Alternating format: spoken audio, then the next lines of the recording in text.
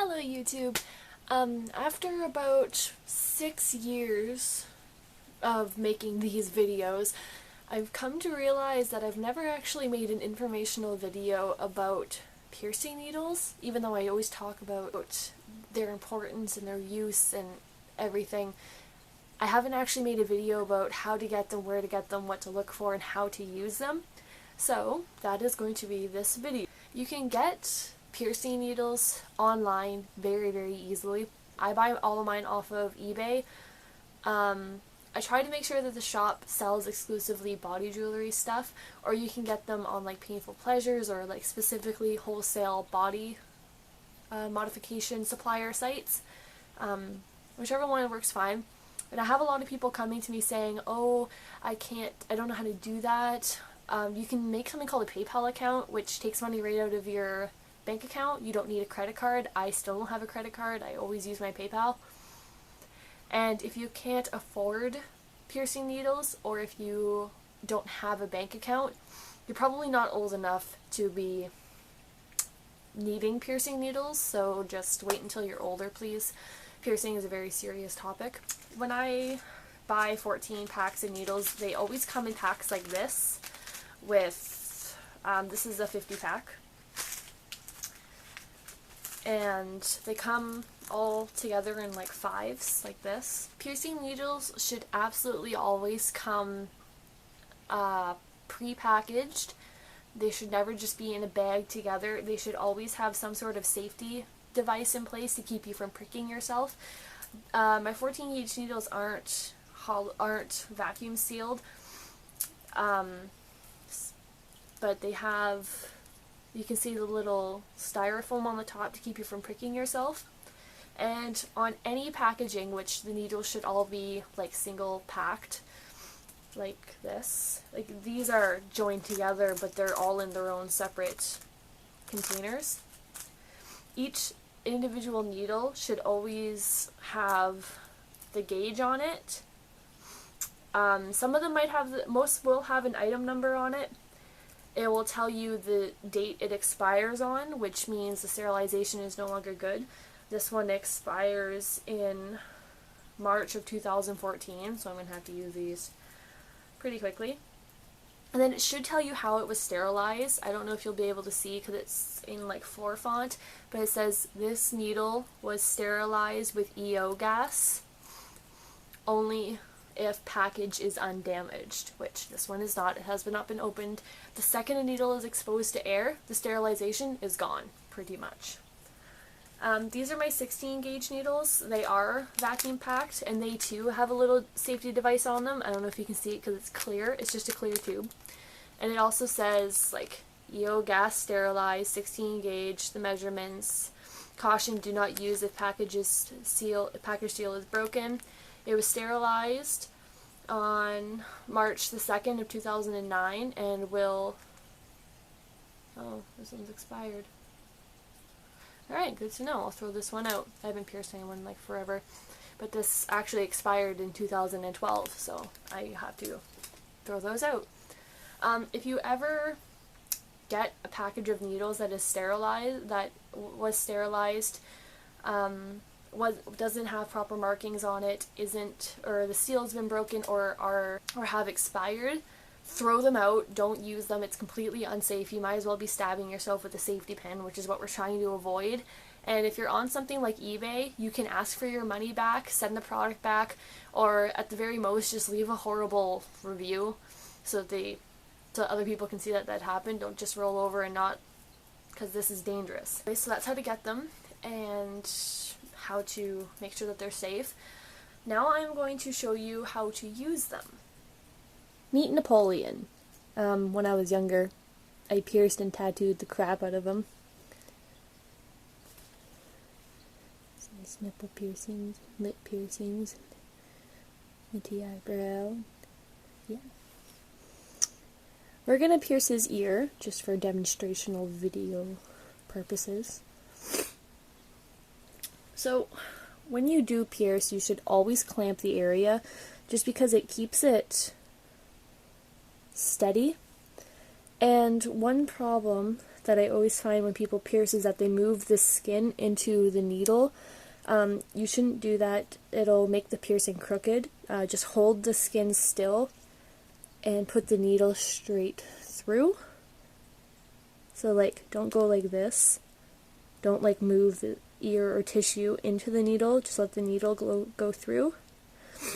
I always put like some tissue at the bottom because even though it's not sharp, if the tissue is really, really tough, I'll have a hard time getting it through and it can hurt my fingers. And the last thing we want for you is for the piercer to bleed. I've had these go through gloves, so I always have like something to cushion the pressure on the other end.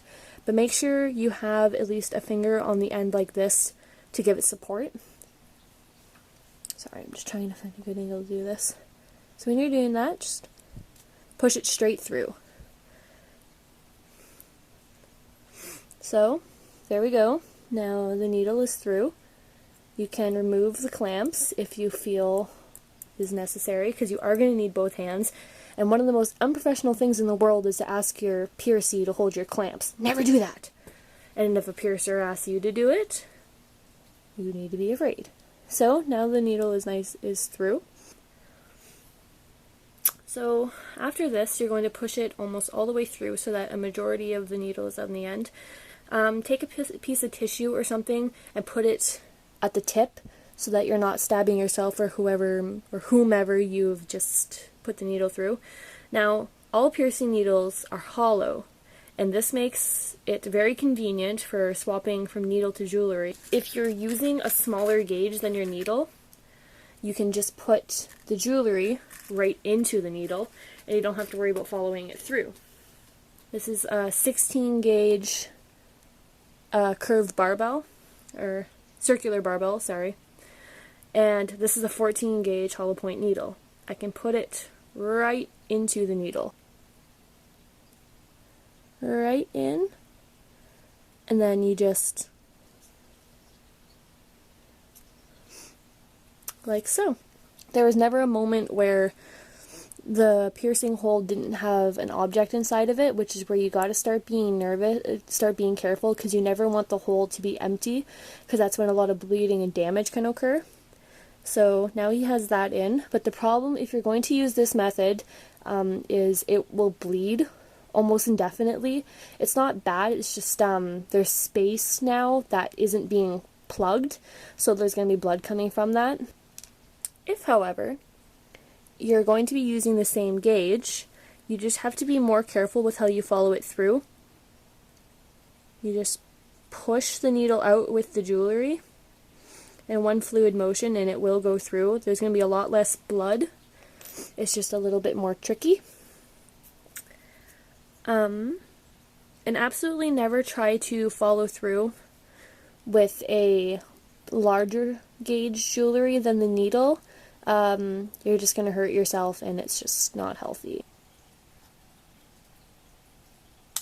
Whenever you are finished with your needles, make sure they absolutely always go into a prick-proof container so that they do not get used again.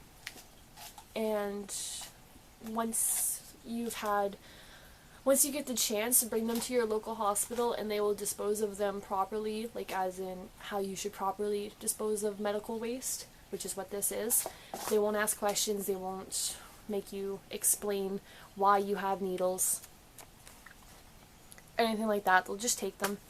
I personally used to give them to my friend whose brother had to give himself shots every day for a heart problem, and they would just take them with them.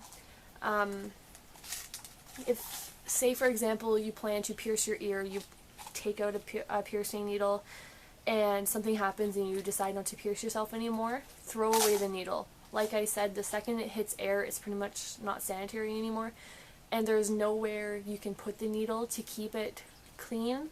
Like you can leave it on the table or whatever, it's going to collect germs, so it's basically no good. You can get large amounts of needles for a very low price, so you don't ever have an excuse to reuse needles or whatever. And please don't just throw these away. These are medical waste. If, say for example, you just throw them out in your garbage, a garbage man could prick himself with it. A dog in the Gump could prick himself, a cat, a wolf, an animal could hurt themselves, a bird could eat one and swallow it. You're not doing yourself any, it's not good for the environment. Don't do it. Your hospital will happily dispose of medical waste for you safely. So yeah, there's that. If you have any questions about needles or jewelry, feel free to leave a comment. I don't condone self-piercing, but I know people are going to do it anyways, so what I try to do is I try to make self-piercing a little bit safer by making somebody swap out a safety pin for a piercing needle or what have you. I know people are going to do it. I still do it. I mean, I did my ears, my belly button, my septum. I did this all myself. I'm not going to be a hypocrite. It can potentially be done safely, but it takes a lot of education and a lot of practice and a lot of hard work. You should never self-pierce because you're cheap or because you don't want to go to a shop. I personally self-pierce because all the shops in my town are shit, and I don't trust them to pierce Napoleon, let alone me. So